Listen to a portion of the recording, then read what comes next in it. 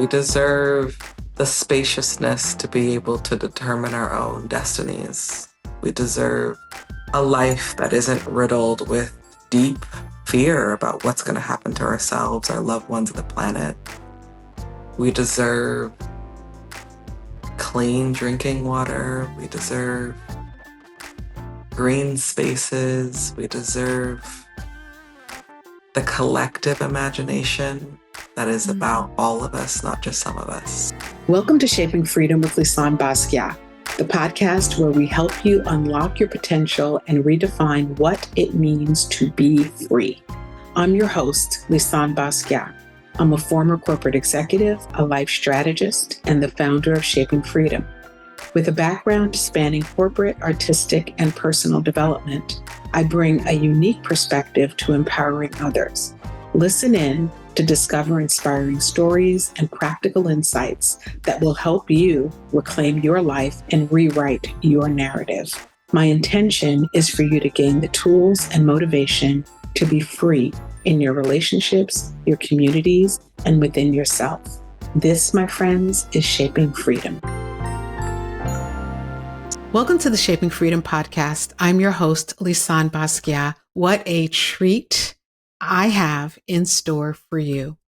Today, I am humbled to have had the honor of creating beautiful conversational space with Patrisse Cullors. Yes, Patrisse Cullors, the co-founder of the Black Lives Matter movement. But that's not all. Patrisse is also an author, an activist, an artist, and the co-founder of Crenshaw Dairy Mart, which is an artist collective and art gallery in Los Angeles. You are going to love this conversation. In it, we talk about how to strategically prepare for your next chapter. We talked about artistry and legacy, and we talked about joy. Here is my conversation with Patrisse Cullors.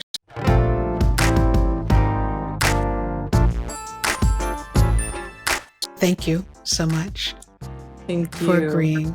I know you're so busy and I know you have a lot going on, and it has been so serendipitous the ways that we've all connected, so much so that my good friends Girly Action, who were the PR firm for King Pleasure, just happened to be your PR team.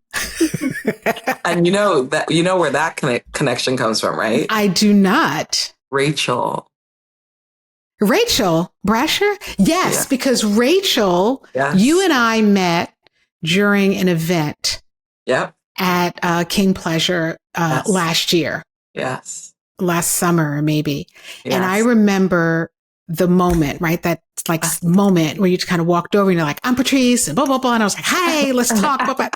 And Rachel then came back and Rachel said, you met my friend Patrisse and you and Patrisse have got to get together and have a conversation. Yes. And I was like, yes, let's do it. And, yes. And so we kind of went on and on and on. And then here we are. And shout out to Rachel. Mm-hmm. For sure. I'd be remiss if I didn't also, I mentioned Girly Action. I want to shout out Straw Hut Media, who produces my podcast that I get so many compliments on. Need to shout out Media Repertoire, Billy Johnson. And I want to shout us out for this conversation. So Patrisse, I have the big question to ask you. Tell us a little bit, if you can, about how you got onto this journey that you're on. It's kind of like the who are you question. Yeah. How did you get on this journey? What brought you here? Such a good question. I've been reflecting a lot since last week's election results about this, actually. I've been thinking a lot about my journey, my family's journey, my mother, my father, my other father, my siblings, my neighborhood, my community, this country. It all has shaped me. It's all been a deep shaper of who I am. And, I think one of the things that I think about a lot is how joyful of a kid I was. Mm. I have an 8-year-old, and we have very similar personalities. That Isn't doesn't it always wonderful? happen. But it's wonderful when it does. We don't Yeah, always exactly. recognize. We I'm don't like, always recognize how much how that works. You know? I've been like, okay, this is me, and like, Yeah. there's so much of me and him, and there's so much joy and excitement and desire for belonging and safety and gentleness and kindness. And, we were eating dinner last night and we were sharing a burrito, and he cut this piece in half. I thought he cut it for himself to make the piece smaller. And it got to the time where I was just kind of looking at him like, oh, you can eat that piece? And he was like, no, it's for you. And I was like, Mm. no, no, no, you can have it. And he was like, no, are you sure? And like literally we went back and forth. And I was like, oh my God, that's me. And there's such a beauty to that. And there's also like my own fear of like, oh my God, I hope nobody abuses that, and I hope Yeah. nobody takes that for granted or takes advantage of that. Um, all that to say is, I think so much of the journey is for me has been like this deep relationship to joy and gratitude and wonder and awe, and then the reality of a state trying to shrink that in me and my community. And I'm a child of the 80s and 90s. I was born in 83. I witnessed, an experience through watching my mother survive through Reaganomics. I, watched the Iraq War and witnessed the police state in Los Angeles, and it reshaped my whole neighborhood. And, Mm. you know, thinking about grown, mostly men in uniforms, abusing mostly children, poor black and brown children. In my neighborhood, I think, that juxtaposition of like feeling all this wonder and awe and then watching it not being invested in, and quite the opposite, watching it be neglected and Mm. watching that be neglected. And then feeling like, no, like we deserve more. And so always kind of having this fire in my belly around like we deserve more, Yeah. and we have to call it in and claim it and fight for it. And but it feels important to name that, like, that excitement and joy and awe always existed inside of me and always shaped me. And it was watching the ways in which the state would try to crush it that was like also shaping me. Mm-hmm. It's, it seems that you are the living, breathing testament to the ability for joy and outrage, I guess, Yes. to coexist in the same space. Yes. And I think that's something that is challenging sometimes, because sometimes we believe that, sometimes we live in this polarity that the world insists that we live in, Mm-hmm. color, not of color, right, wrong, Mm-hmm. good, bad. And life, there's so much gray in the world as well. And so, how do you hold on to your joy while also doing this very important work that you're doing? Mm. I spent a lot of time with my child and other dearly important children of mine, watching their wonder and awe and helping cultivate it. Lots of time in community with family and chosen family, and just like sitting and being loved on and loving on others. I'm an artist, and my Mm-hmm. artist is like it's my lifeline. Um, Whenever I'm neglecting my art practice, I'm a less happier person. a less joyful person. And so my art practice becomes a critical anchor in my work. I love the health and wellness world that is not bogged down with the toxicity of the right wing. Uh, I love the journey of health and wellness, and that brings me lots of joy. People like Susanna Barkataki, who's reclaiming the yoga community as an Indian woman. I love, I took my son to his first live concert the other day. Oh, who did He you went, see? Who did you both Imagine, see? Imagine Dragons. Oh, So good. they are so, I haven't seen them, but Oh my God, you have yes. to. It's an epic Okay. concert. It's just like, Okay. I would it's what imagine a that they have a concert should way. be. Oh my I God. would imagine it's like kind of magical. There's like a All lot of it. happening. Yes. Yeah. Okay.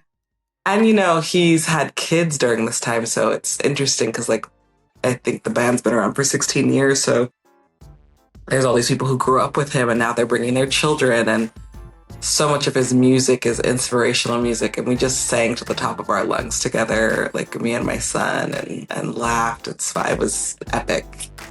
Um, That's beautiful medicine. Such beautiful medicine. Yeah, so those are the things. Those are the things I do.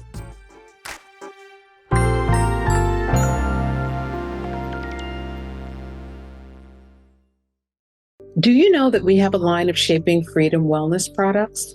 Each are beautifully crafted and designed to support you in cherishing your mind, body, emotions, and soul. Carve out a sanctuary in your life with our Luxe sustainable yoga and meditation mats, essential oil candles, and more.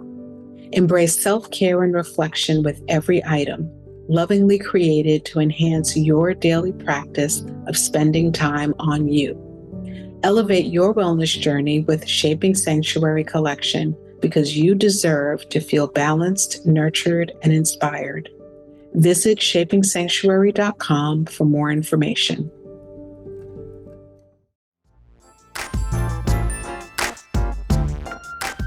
Yeah. So you are doing this work of creating legacy in art and through your activism. Mm-hmm. And you have a son, an 8-year-old son? Yes. That's a juicy age. That's a great age. Yeah, it's like such a beautiful age. What kind of a legacy are you thinking about leaving? Because as an artist, as an activist, but also as a creator, because that's really how we see you, as someone who creates spaces. You create movements. You create new ways of thinking and being. What kind of a legacy are you wanting to leave? Ooh. I have a lot of thoughts about that because I feel like it depends on the decade I'm in. I turned 41 this year. Congratulations. Thank you. I made It it. gets better and better, honey. I feel it. Better And and I'm better. envisioning the next 50 years of my life. It feels so good. I'm like, wow. Yeah. Yeah. My therapist told me maybe a year and a half ago when I was talking about like the next 40, 50 years, she told me she was like, pause. She was like, do you hear yourself talking about your future? Like seeing yourself alive, which was a difficult thing for me for a long time, given the work that I do and the death threats and how much people were calling for my death. And so to be in a place where I'm like, no, I'm gonna live a long life. I got You got a many lot to do. healthy years ahead of me. But yeah, I think the legacy in this part of my life, one is I want people to understand that I intentionally spent 2 decades challenging systems, tearing down systems, pushing back, calling out, and protecting the people who I love the most and are the least protected, and that the next 40 years of my life is really about imagination. about using the imagination to build anew, to create new things, new visions of what is possible.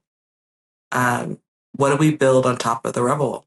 And I think given last week's election, you know, part of the work of the current or this next administration is a work of they're doing their own undoing. And we don't have to participate in that. And I mean, in many ways, I got a text from somebody who I love dearly today, who was like, global strike, December 9th and a week long. And I was like, I don't want to participate. Mm. I don't have to. We don't have to react to them. Yes, we got to take care of each other. We have to protect each other. There's mutual aid efforts that people are doing and they've been doing, Mm-hmm. But this idea that I have to sacrifice my body for them, for their chaos, I don't want to do it anymore. I don't think we should tell people that they have to do that. I think we get to decide how we want to show up. We get to decide the new ways we show up. And I'm curious, I'm kind of in this place right now about what do I want to do and how do I want to galvanize folks? Do I want to galvanize folks? Like, I'm not sure yet, and I don't have to have all the answers. That seems to be a beat that's been playing for days now, where we don't have to, reacting to something is, in my opinion, very disempowering because it's without thought. It's without discernment about where you're going to place your energy. It's like just getting out and doing something before truly understanding who you're being in that moment. I think that there are things and circumstances that require response versus to react. And I think that there's this imaginary stopwatch. Something happens, we got to get out there right now, whether we're ready or not, whether we feel it or not, whether we can show up 100% and fully for it or not. And there's a time for that for sure. And I think there were other times in life or circumstances where let's just take a beat, give it a moment, figure out what we're going to do internally, individually, within our families, like you started this conversation out. What are we going to do and who are we going to be versus showing up for every fight in the same way that we always have. Yeah. Because we're still here. We're still here. And I think that part of the legacy aspect of all this is really consciously thinking about what the emotional and mental legacy that we're also bestowing upon our communities and upon our families. Mm-hmm. Because that's part of it. That's part of the legacy. That's part of our generational wealth. There's so much beauty in us. There's like deep, soulful, curly-haired beauty, Mm-hmm. And it's something to reach deep for, Mm-hmm. and come out with that. Tell us about the Crenshaw Dairy Mart. What is that? The Crenshaw Dairy Mart is a loving community brought together by myself, Alireza Doris, Noe Olivas, two of my cohort mates in my art program in 2017 at USC's Roski program. We fell in love with each other and we were like, we want to keep working together. And we started an art project called the Crenshaw Dairy Mart. And we hired our first executive director about a year and a half ago, 2 years ago now. Ashley Blakeney, who is also a USC grad, a photographer and an arts administrator. And we've been on this journey of like creating and developing space and place for emerging artists to hone in on their vision, not just their technical craft, but also their vision. And we also have developed this beautiful structure called the Abolitionist Pod that is a geodesic dome community garden that is really about how we envision a world that actually centers care and love and humanity, not punishment, not revenge. And we've learned so much working together during a time where we've seen such a backlash against this concept of abolition.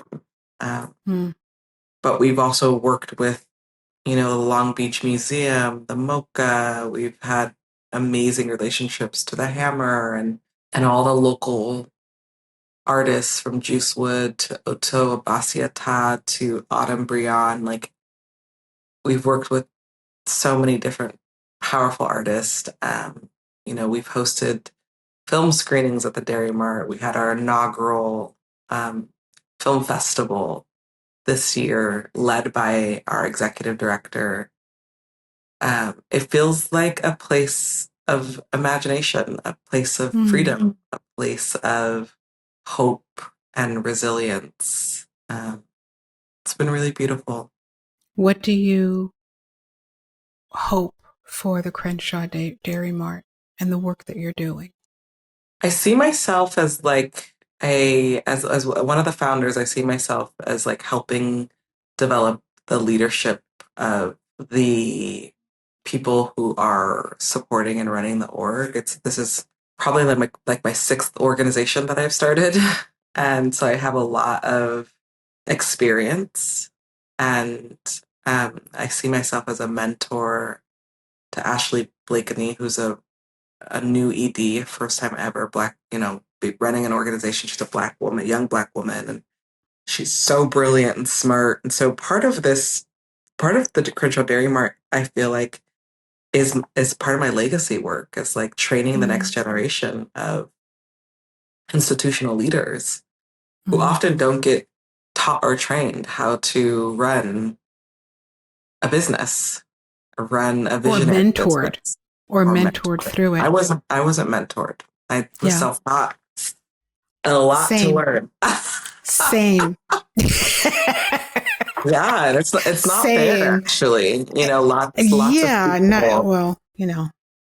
It's, you shouldn't have to learn how to run something as big as a business that's paying people, and you have to figure out the HR of it like on your own. So I see myself as a mentor and the role. And obviously I bring my vision into the Dairy Mart. So much of like my, theory around abolitionist aesthetics is at the center of how the Dairy Mart understands itself. And I've tried really hard to sort of like focus on visibilizing the other founders, Ashley, our program director, Vic Quintanar.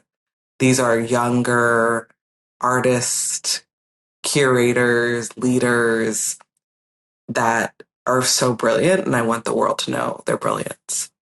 We'll make sure to help to spread that through this episode, at least that, I want to talk a little bit about, so you do a lot of things, Patrisse. You've created so many things. You're creating as a parent. You're creating as a businesswoman, as an artist, as a community builder, as someone fighting for the rights of others, social justice. How do you care for yourself? And I'm asking you this, thinking about this space in time that we're in. I'm asking you this thinking about this year that, we're not that far out of so many things, and yet we're continuing to just move, right? And this year seems to be a heavier year than a lot of others. I don't know how you're experiencing it, but in the conversations that I'm having, there's so many folks who are just like, I'm tired. How do you care for yourself? And I know Mm. you mentioned being around community and leaning into the love of your family and community and created family. But what else? How does one take care of themselves when the world is off its axle?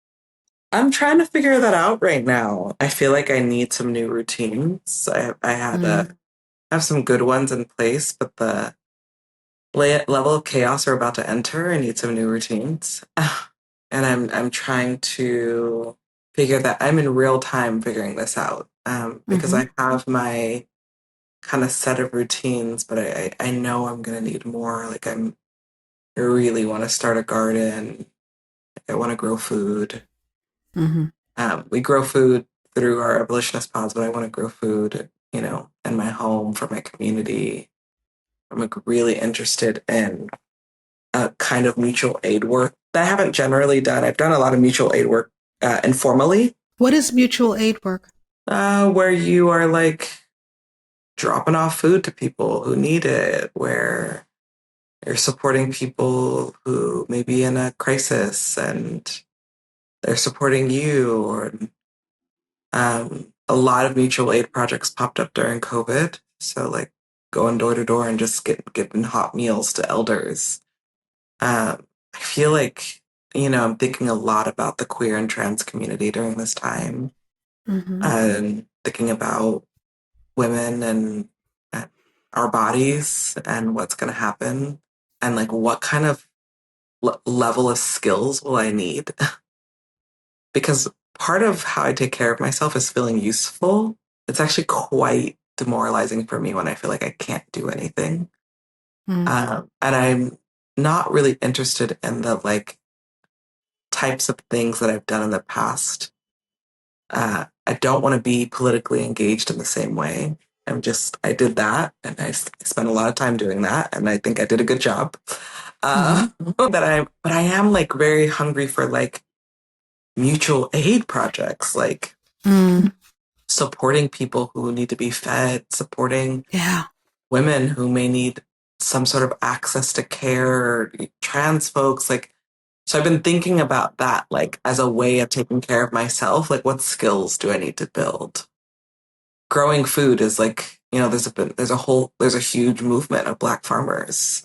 One of my good friends, Leah Pennyman, has a farm in upstate New York called Soulfire Farm. Mm, And I remember, because I'm really close friends with her sister, Naima Pennyman, who now works at the farm as well with her sister. But I remember when she was buying that land and she was gearing up for whatever. She was like, "This is the work I'm going to be doing," and she has been a part of spearheading this Black farmers movement across the country. And I'm very interested in that kind of work. I think it's one of the things that's so unique and powerful about you as a human and as a woman is that you seem and have exhibited yourself as a person who is deeply entrenched in the work that you do, and you're evolving in real time, right? What courage and self connection to, in the midst of everything that's going on, take a stance for how you feel called to Mm. show up as a human in the middle of this, and in that, to strategically think about how you're going to move forward when you're ready. Because I think that's the important thing, Mm-hmm. right? You could be in your sneakers running up and down the street saying, well, I'm going to, I'm going to get moving. I'm going to get this thing done. I'm going to, but I think what's beautiful and what's what you're such a model for is taking a beat, pausing, knowing that there's something to come, recognizing the importance of your energy and your life force energy on this planet, Mm. and giving yourself permission and the freedom to choose and decide how you're going to step into this new chapter. There's such freedom in that, Mm-hmm. such courage and such freedom. Thank you. To Thank not, you for that reflection. yeah, and to not allow people to, and to not people, because it's, they're like invisible people, but to, I'm just like, who are the people? But, to not step into assumption. I think sometimes we balk at the assumptions that other people put on us. And I think most important is to not put assumptions on ourselves, to give ourselves a moment. And I think that's brilliance on your part to do that, because I know that by doing that, whatever you choose to do, whether it's gardening or sharing food or whatever the thing is, or showing up as a mom to an 8-year-old boy, you're going to do that with full heart. Thank you. And we need that. That's what we need. That's what we need. How can we support you? Wow. Thank you. How can I be supported? I think the one thing that I have been very adamant about is for people to see me as a full human being, to see me for all the parts of me. Yeah. As a businesswoman, as an entrepreneur, as an artist, as a mom, as someone who's done a lot of healing work, someone who's deeply wounded. There's all these parts of me that I want to be seen. I feel that. That is beautiful. Thank That's you. beautiful. To be seen. Yeah, for all that I am. To seen for all that you are. And I think that is not to be seen for what you've done in the past or what people expect, but to be seen in the complexity, the beautiful fabric of who you are and what you are, and how you are. That is a wonderful thing. So we started this conversation acknowledging where we are in the world, in this chapter. And for those who are struggling and who are maybe needing some support, do you have a few tips that you can share? Absolutely. Thank you. One, find your community, find your team. You're not alone. We do not have to live through this alone. Two, do as much as you can to give yourself space for like uncontrollable laughter. Just the Okay. laughter that you have to like move your whole body and shake.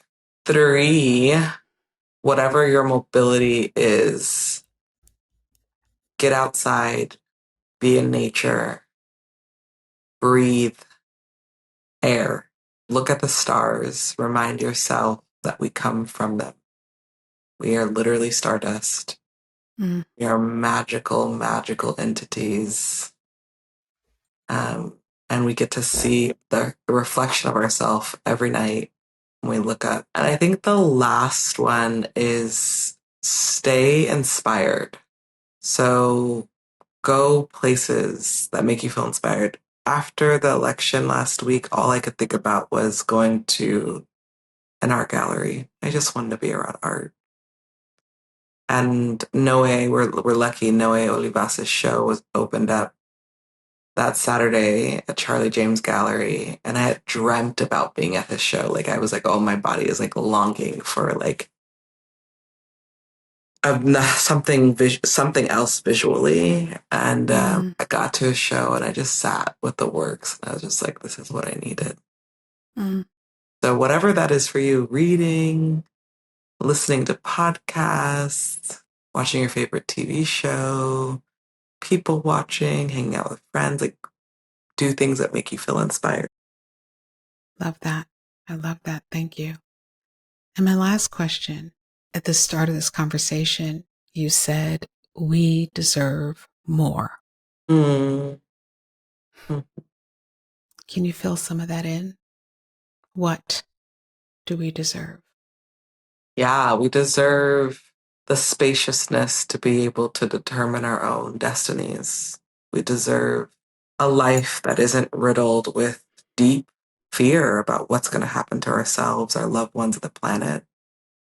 We deserve clean drinking water. We deserve green spaces. We deserve the collective imagination that is about all of us, not just some of us. We deserve a real vibrant future that centers abolition, the promise of abolition, uh, which is about freedom. I would add that if you're listening, what you have to give, please give it. If it's time, if it's mentorship, if it's a smile, if it's kindness, if it's helping someone who's struggling down the street with some groceries, Mm-hmm. if you have a free hand and can Mm-hmm. lift 15 pounds, you know, Yes. if you see a brother who you know is holding a lot in and struggling to be able to express it, and you can provide that ear, you know, if you see a sister who's struggling with the patterns in her life and you've learned something, or if you've done some of your own healing work and you see and can recognize and can point something out, I think that there's so much that starts in our own communities that we can do. There's a lot that we're fighting for. There's a lot that is not acknowledged. There's so many ways that we're not seen. There's so much that we're not getting that we do deserve. But I think all's not lost. There are things that we can give to each other. There are people that we can be for each other. And I think that's the thing that I admire the most, and that I can feel from you, Patrisse, is that you are giving what you can. You know, you're taking your gifts, your talents, your art, your ability to create, your ability to mobilize, and you are generously sharing that with all of us, you know, and we do see you. Thank you so much. Thank you for being here. Thank you for the sweet, sweet time.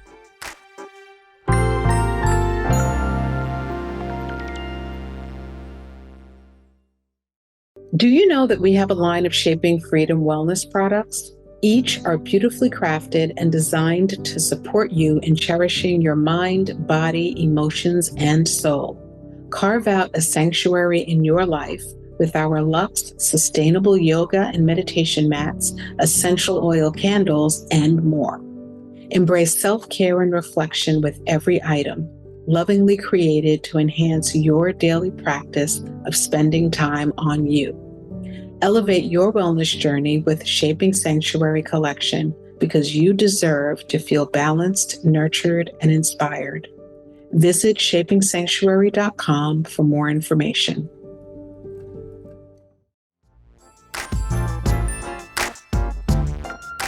Thank you, Patrisse, for taking the time to give your advice and to share your experience. I appreciate our conversation so much. My biggest takeaways are how important it is to remove the expectations that others have for us. And most importantly, to remove the expectations that we sometimes put upon ourselves. I also really leaned into understanding how by removing those expectations, we allow creativity and art into even how we prepare for the future. What I also got from this conversation is how important it is to see others and to see ourselves as full human beings, people who are parents and entrepreneurs and mentors and community members and citizens and brothers and sisters and friends. It's so important for us to see ourselves in our full humanity so that we can contribute and more fully to the world around us. Thank you so much for listening. As always, please do review and share this episode, and I look forward to our next conversation.